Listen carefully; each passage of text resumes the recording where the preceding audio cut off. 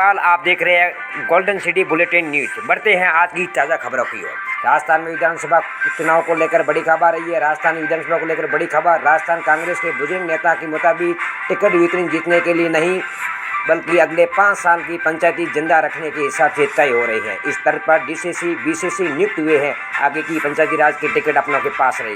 कांग्रेस उम्मीदवार की चौथी सूची लंबी हो सकती है। जयपुर और जोधपुर संभाग सहित अन्य जिलों की होल 30 सीटों पर होमवर्क आज निपटा दिया जाएगा। हरी चौधरी इस चुनाव में बाड़मेर जैसलमेर के सबसे बड़ी नेता के तौर पर उभर रही है।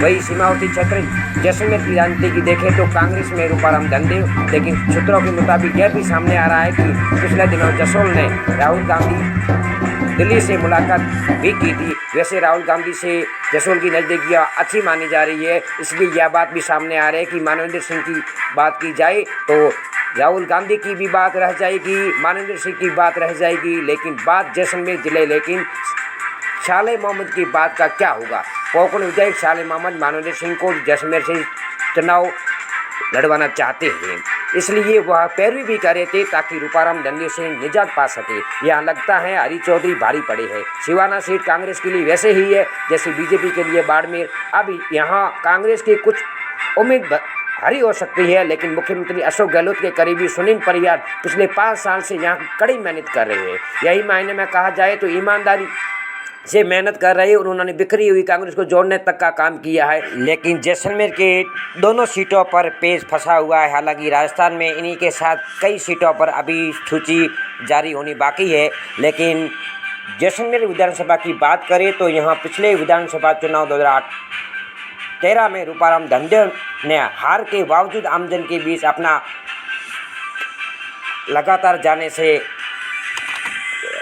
टचअप बढ़ा है, मतदाताओं को अपने मजबूत पकड़ में रखा है, जिसके बाद 2018 में जीत कर फिर जो काम किया वह लोगों के बीच मजबूती से पकड़ बनी, जिससे कांग्रेस पार्टी द्वारा करवाई गई विभिन्न सर्वे में मजबूत पकड़ बताई गई, जिस पर रूपाराम द्वारा दिल्ली जयपुर के चक्कर ना काट कर लोगों के बीच लगातार जनसंपर्क में ही रहते हैं। वही रूपाराम धनदेव की टिकट काटने के पास फकीर परिवार द्वारा मानवेंद्र सिंह को जैसलमेर विधानसभा सीट उतारकर अपने को पंख देना चाहता था और रूपाराम से आसानी से निजात पा सके, वैसी अपनी थी सोच, लेकिन अपनी राजनीति का वर्षों रख सके। लेकिन रूपाराम की पैरवी हरी चौधरी कर रही है, जो पंजाब प्रभारी व कांग्रेस में बाड़मेर जैसलमेर की राजनीति में आगे देखे जा रही है, इसलिए रूपाराम धनदेव की टिकट कंफर्म मानी जा रही है। वैसे कई मायनों से धनदेव को देखे जाए तो हरी झंडी मिल चुकी थी, इसलिए सूत्रों से खबर आ रही है कि रूपाराम धनदेव ने अपने नामांकन भरने की तारीख भी सोशल मीडिया पर अपने कार्यकर्ताओं के बीच चर्चा का विषय एवं वायरल हो रही है। लेकिन जैसलमेर के दोनों सीटों पर सबसे ज़्यादा माहौल कोंकण सीट पर जीतने पर मिला हुआ है। कांग्रेस व बीजेपी का वर्तमान में बीजेपी द्वारा महंत प्रतापपुरी पर भाग्य आजमाने पर कई माताओं का रुझान बीजेपी की ओर दिख रहा है। वही कोंकण क्षेत्र कार्यकर्ताओं सहित मूल वोटर SC ST मुस्लिम वोटों की नाराजगी साले मोहम्मद को चुनावी कहीं कहीं चुनावी चक्रियों में फंसा सकती है।